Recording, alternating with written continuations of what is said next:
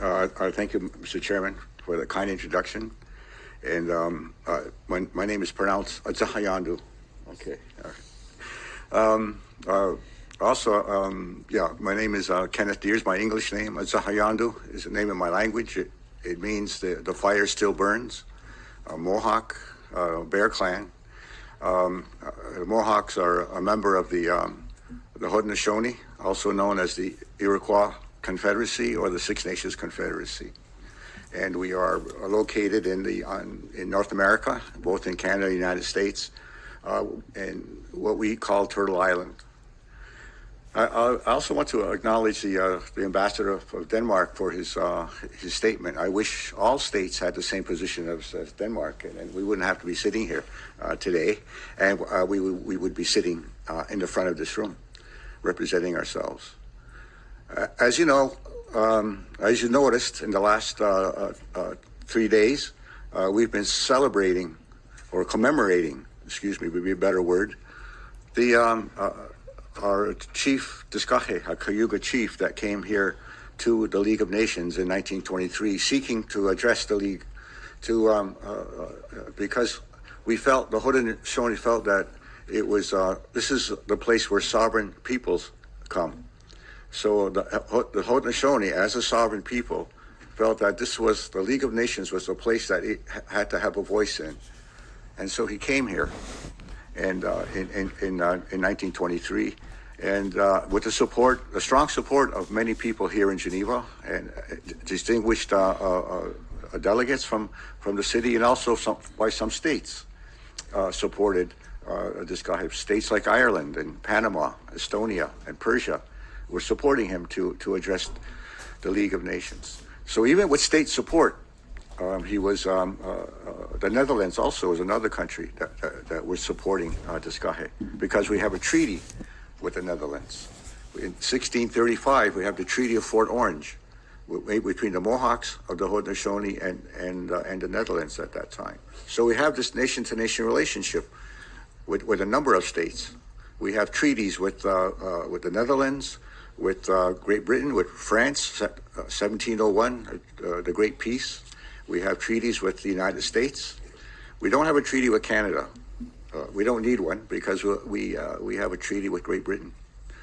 So the Haudenosaunee is a sovereign people. It's only sovereign entities that make treaties.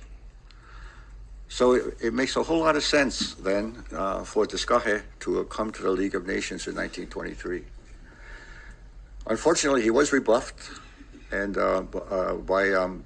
by states like Canada and Great Britain to prevented him from speaking because he wasn't a member. So Diskahe said, "Okay, so I'll apply for membership." Yeah. So the Haudenosaunee actually applied for membership to the League of Nations. However, their application was never dealt with, violating the rules of the League of Nations. The League had a rule that any entity that applied for membership was brought to the floor for a vote. Yet the application of the Haudenosaunee was not brought to the floor of the League of Nations, perhaps for fear that we might get elected, and we might join the League. And what a difference that would have made if the Haudenosaunee was allowed to join the League of Nations in 1923 and 24. Maybe we'd have a different world today if that happened. A recognition of indigenous peoples right from the beginning of international relationships at the level of the League of Nations. However, that didn't happen.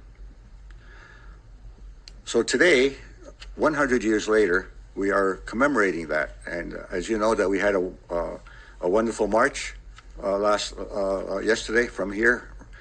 We walked from the UN to the front gate, and then we marched from the front gate to the front of the Palais Wilson, which was the seat of the League of Nations in 23 and 24. And there are 30 panels along the lake telling the story of Diskahe and the Haudenosaunee and the struggle of our people, and also the support of the states and the city of Geneva for Diskahe. Those 30 panels tell a very, very interesting and compelling story. And I would encourage all of you to go there and look at those panels and read them. In particular, I would encourage states to go down there and read those panels and not just on your spare time, but make it part of your job to go and read those panels, to educate yourself about the Haudenosaunee. And maybe then you would have a better understanding of who we are and why we're here. Diskahe is a title. It's not a person's name. Diskahe is a title of a chieftain, one of the 50 chieftainship titles of the Haudenosaunee that goes back from time immemorial, handed down by the women. It's the women that hold the title of the chiefs, and it's the women that decide who will hold those titles. We have a matrilineal society where the women will choose who to pick the best man to be a chief, and she bestows that title on a particular man, and he holds that title as long as he lives or until he's removed. If the chief then does not follow the will of the people, the clan mother can remove remove him from that title and give it to somebody else. So the power of the women and the power of the men are equal in that way. We have separate but equal powers, influencing each other, going forward together.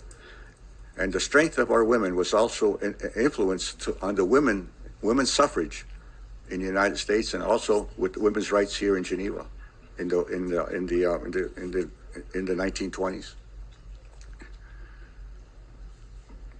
So today, Diskahe, named Steve Jacobs, who is sitting here among us, who did the opening ceremony on Monday morning, said that he'll do his ceremonial duties here by speaking the words that come before all others. The speech that we always give, acknowledging creation, acknowledging the waters and the trees and the animals and the birds and the fish and the thunderers and the four winds and the moon, the sun and the moon, all of which contribute to the cycle of life.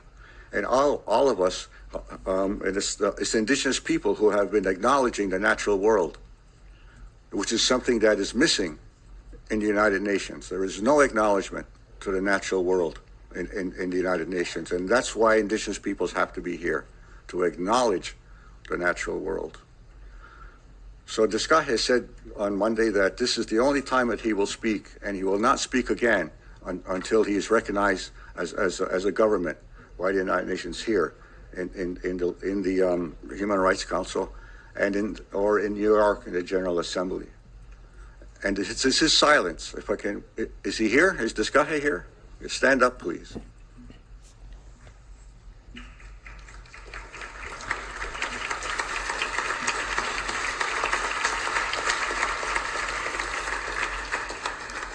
So Diskahe refuses to speak until all of us recognize the Haudenosaunee as a government equal to all other governments.